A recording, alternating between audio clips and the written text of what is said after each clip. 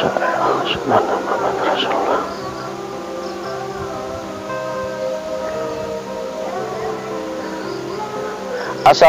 warahmatullahi wabarakatuh. Kembali berjumpa dengan saya Mas Nuk dari channel Pondok Hipnotis Indonesia.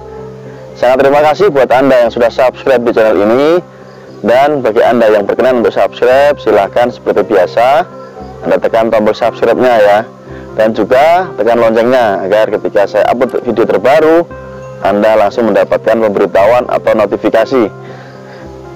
Sahabat semua, sahabat dari Pondok Hipnotis Indonesia, di video kali ini saya hanya ingin berbagi hal yang ringan-ringan tapi insya Allah bermanfaat buat Anda. Yang ingin saya berikan di video ini adalah bagaimana kita ini mensikapi fenomena yang mungkin Anda mengikuti ya. Salah satunya adalah yang sudah saya upload ya, yang sudah 1 bulan lebih kemarin, tentang fenomena daripada Master Agus dan juga Cynthia Chandranaya. Di situ ramai sekali ditonton ya, banyak sekali yang menonton. Mungkin banyak channel juga yang menonton di, maksud saya banyak juga pemirsa yang menonton di banyak channel. Salah satunya adalah video yang saya upload di channel ini. Nah, kenapa kok dibahas begitu? Karena memang atraksi yang ditampilkan oleh Harimau Utara, terkhusus yaitu Cynthia Chandranaya dan Master Agus ini, menurut banyak kalangan ini adalah bentuk daripada rekayasa atau editing ya, editing. Entah itu golek siluman yang nembus tiang besi, entah itu pukul durian batunya pecah dan Einstein 1 jari dan lain-lain.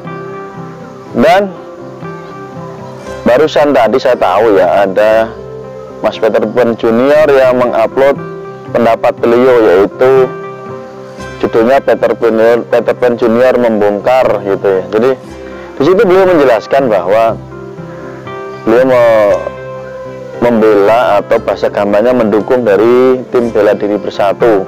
Karena sampai detik ini pun masalah antara bela diri bersatu dan Harimau Utara belum kelar ya, belum kelar sampai saat ini.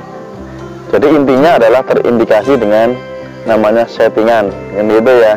Settingan itu sesuatu yang tidak nyata, namun diklaim itu adalah nyata. Bukan settingan dalam arti nge-setting layout ya, seperti buat video ini kan disetting, harus ada backgroundnya, ini namanya setting ya. Harus ada kamera yang ditaruh di tripod, ini juga settingan. Tapi kan beda, ini menata ya, beda kalau settingan dimaksud. Dan juga ada channel yang dari Teguh Iqbal Johar atau TIJ yang lagi rame juga dengan Gus Idris Official ya, dan si Umi-nya tuh ya. Anda bisa lihat sendirilah pengobatan yang dilakukan oleh Gus Idris yang mengatasnamakan agama, kemudian mengatasnamakan ilmu hikmah dengan menggunakan mediumisasi dan juga gerbek dukun ya. Dan tidak lama kemudian ketika dikonter oleh TIJ, ternyata mulai bermunculan nih ya para mantan, bahasanya apa ya, para mantan anggota dari Gio ya, sebutannya Gio ya, Gio Gus Idris Official. Di situ banyak yang akhirnya bersuara bahwa apa yang dilakukan selama ini adalah settingan belaka, termasuk orang yang dikatakan ditunjuk sebagai mediumisasi ya. Ternyata dia tidak dalam kondisi trans atau kesurupan, tidak, tapi disuruh pura-pura. Nah, itu ada penjelasannya di video, Anda cari sendirilah. Fenomena yang merebak seperti ini ya, Anda tahu sendiri bahwa karena tayangan-tayangan tersebut, walaupun ada masyarakat yang sudah tercerahkan ya, artinya mereka juga paham bahwa ada yang itu adalah settingan, tapi banyak juga pengikut, artinya pengikut yang fanatik ini masih belum terbuka mindsetnya, masih belum terbuka pola pikirnya ya. Ketika mereka mengagumi seseorang terlalu berlebihan ya, bahasa gampangnya ya over over harapan gitu ya. Jadi ketika ada kebenaran yang dibuka, itu pun tidak serta-merta langsung membuka pola pikir mereka, tidak. Buktinya ketika Anda melihat di channel-channel saya sebut tersebut masih ada yang mendukung, dalam tanda kutip mendukung, masih percaya dengan konten yang disajikan. Itu ya teman-teman. Sebenarnya manusia ini dibekali dengan akal dan pikiran yang wajib kita gunakan ya. Fungsinya akal dan pikiran ini agar kita ini menggunakan dengan cara yang bijak, menggunakan dengan cara yang cermat, cerdas, begitu ya teman-teman ya. Tidak semua hal yang kita terima ini langsung kita input, kita masukkan ke dalam pikiran alam bawah sadar kita. Harus ada filternya ya. Kalau ada informasi langsung dimasukkan ke dalam pikiran alam bawah sadar, itu tidak ubahnya seperti orang yang terkena hipnotis ya. Tidak ubahnya seperti orang yang terkena gendam. Jadi informasi langsung diterima di alam bawah sadar dan langsung dipercayai tanpa dikritis terlebih dahulu informasi tersebut, tanpa dianalisa, tanpa dilogika dengan pikirannya mereka terlebih dahulu, tapi langsung dipercayai. Dan parahnya langsung dikeluarkan lagi. Artinya apa? Bukan dibuang ya. Informasi tersebut yang notabene hoax, informasi yang salah, diterima mentah-mentah masuk ke alam bawah sadar, kemudian disebarkan lagi informasi tersebut ke kalangan yang lebih luas. Paham ya di sini? Jadi ini pentingnya kita ini belajar berpikir. Ketika orang sudah belajar tentang ilmu pikiran, salah satunya ilmu hipnotis gitu ya, di situ kita memang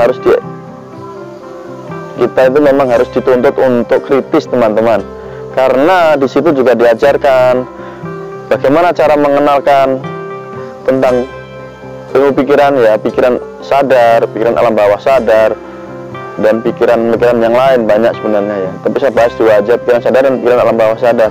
Dari situ kita banyak belajar ya, sehingga kita bahasa gampangnya ini tidak mudah terbodohi, tidak mudah terhasut, tidak mudah termanipulasi oleh informasi yang dari luar.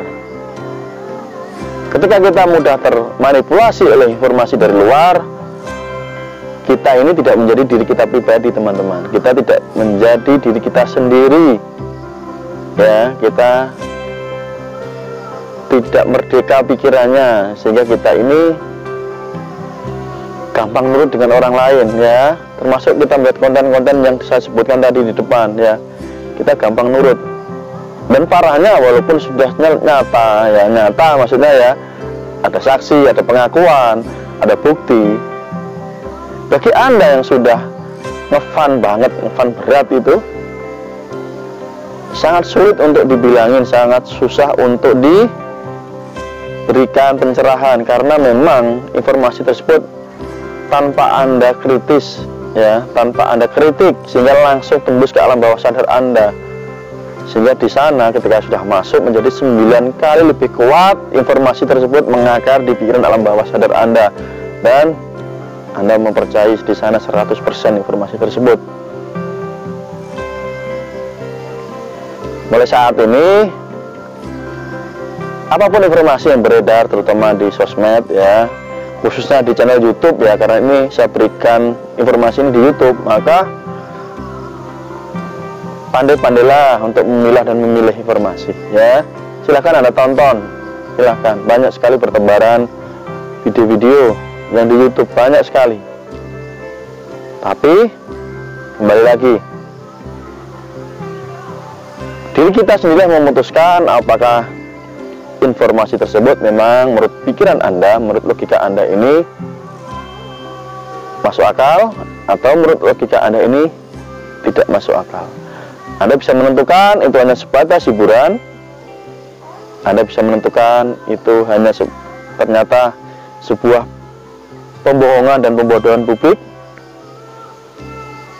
Mari kita berlatih untuk men-challenge atau menantang otak kita, menantang pikiran kita ya, agar dalam menghadapi situasi apapun dalam kehidupan yang saat ini, dengan situasi yang seperti ini, di tengah pandemi yang seperti ini, pikiran kita ini bisa lebih fokus, tidak terpecah ke sana kemari, gitu teman-teman. Terima kasih, semoga bermanfaat informasi singkat ini. Sampai jumpa di video saya berikutnya. Wabillahi taufiq wal hidayah. Assalamualaikum warahmatullahi wabarakatuh. Terima kasih.